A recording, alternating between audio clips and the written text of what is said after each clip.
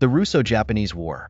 A clash of empires at the turn of the 20th century, the great empires vied for control and influence in Asia, with Manchuria and Korea the flashpoints of conflict between Russia and Japan.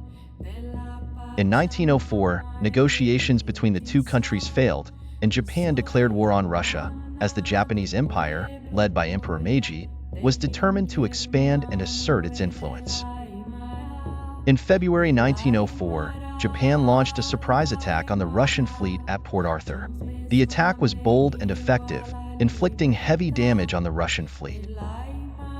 This success gave the Japanese the confidence to continue their offensive on the mainland. In Japan, soldiers led by Admiral Togo and General Nogi were showing unyielding determination.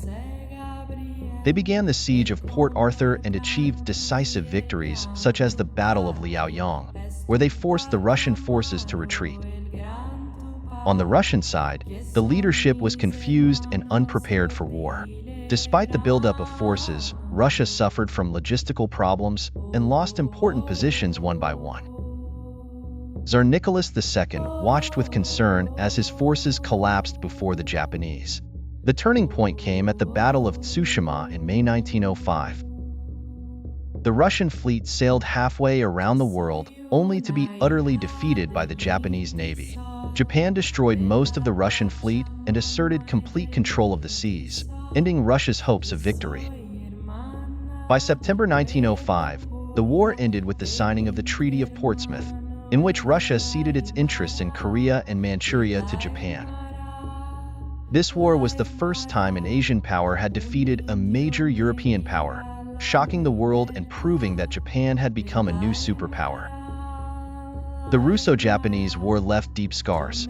In Russia, the defeat led to internal unrest and paved the way for the Russian Revolution of 1917. In Japan, it strengthened its position as a great power and continued to expand, paving the way for its rise in World War II.